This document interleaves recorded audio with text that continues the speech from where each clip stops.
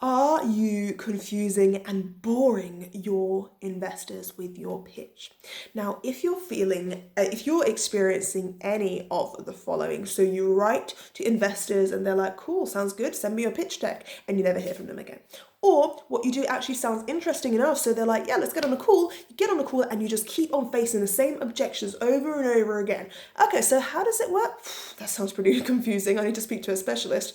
Okay, so it sounds really interesting, but aren't there other people out there doing that kind of stuff as well? So if you get that kind of objections and you get them over and over again, or even worse, the person that you're actually on the call with actually understands what you do, they love what you do, they understand the value of it, but they need to pass it off with a partner. And when they go to talk to the partner, they can't portray that same value to the partner, so therefore it ends up falling through. If you find yourself in any of these scenarios, what you're doing is informing them, you're bombarding them with information so much that they're feeling stupid, they're feeling like overwhelmed, they're feeling confused, and a confused mind never buys.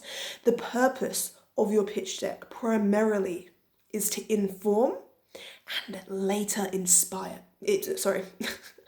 Other way around, is to inspire them and later inform. Okay, so this lies in some basic biology of us being a human being. The way that us human beings work, investors included, is we make decisions based upon how we feel about things. If we feel good about something, we will look for evidence that backs up. Okay, logical evidence that backs that up. So we first feel good about something and then back it up with logic. So you first need to make your investors feel good about your about this opportunity, and then back it up with loads of evidence of yes, this is a good investment. I understand.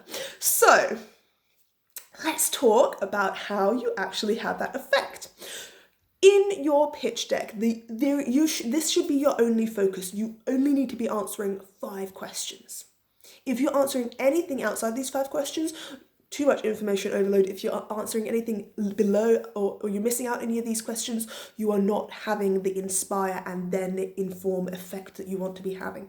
Number 1, you need to be answering the question, why should I care? Why should I care? Number 2, what do I do? Number 3, here are the benefits. Number 4, here's how it works. And number 5, here's why we're different. Now, in order to be able to answer those questions effectively, there's 3 things that you need to be able to establish, right? So I'm going to give you an overview, and then I'm going to do a few more videos where I go into a little bit more detail about how to, like the nitty-gritty of how to do these. But there's 3 key things that you need to be able to establish. The first thing that you need to be able to establish is a sense of belief, a sense of belonging. People don't buy what you do. They don't invest in what you do. They invest in why you do it, because that is what creates that feel good about something.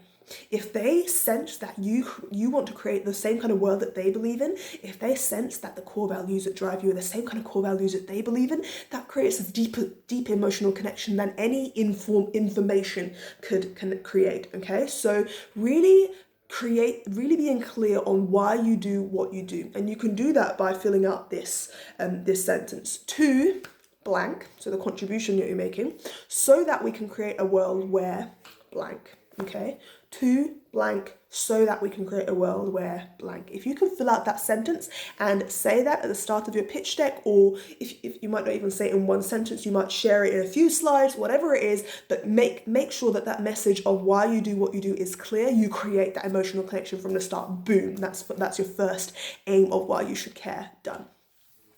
The second thing that you want to establish is clarity. A confused mind never buys, so you want to create a sense of clarity around what you do and how you do it. Okay, when you're talking about what you do, you want to have an elevator pitch that makes what you do impossible to misunderstand. So this is the structure that you want. This is the problem that we have in the world, so we have this solution. This is what we do, so that the happy ending, the results to the story. If you have an elevator pitch that's in 3 parts like that, it gives context around what you do and it brings clarity to it, okay? When you're talking about how you do what you do not fall into the trap that you need to be showing the guts of everything that you do. Even if it's complex, even if it's genius, investors don't care. care about that. Investors care about two things. Is it understandable? Can my brain comprehend it? So if anything, you need to be simplifying or at least chunking it down into sections that they can understand. And the second thing they want to know is it believable? So don't make it so simple that it sounds like magic. It just sounds like you're waving a magic wand, okay? So is it understandable and is it believable? That is all you need to care about when talking about how it works. Do not think that you need to talk about the guts of everything, okay? The third thing that you need to establish is a sense of story. Since the start of humans being existing, we have most effectively digested and processed information in story format. If we're not experiencing a story of ourselves in real time, we're listening to someone else's story, whether it's with a friend, with a film, with a book. If we're not listening to someone else's story, we are busy creating a story in our own heads. We're joining dots, so we're saying, oh, well, that person didn't talk to that person. So your story, if you can create your pitch deck in a way, structure your pitch deck in a way that actually takes people through a story, then you are able to sell to them without them being sold to you. You are able to portray the importance and urgency of what you're doing without actually shoving it in their face. You are able to show why you're different without having to compare yourself directly to competitors, okay? So in the next week, I'm going to be making some videos about how to do each of these elements in a little bit more detail. So if you would like to do that, I would love you to follow me on that journey. So I am actually thinking of reopening some spots where I help you one-on-one on my the program is called the Nail Your Messaging program, and it is basically a 3-week program that helps you clarify your messaging for your pitch deck or for your website. I'm doing this as part of a COVID-19 push. We're all stuck at home. Why not focus on our messaging and nail it in that time period? So for that purpose, I was thinking of giving 60% off of the program.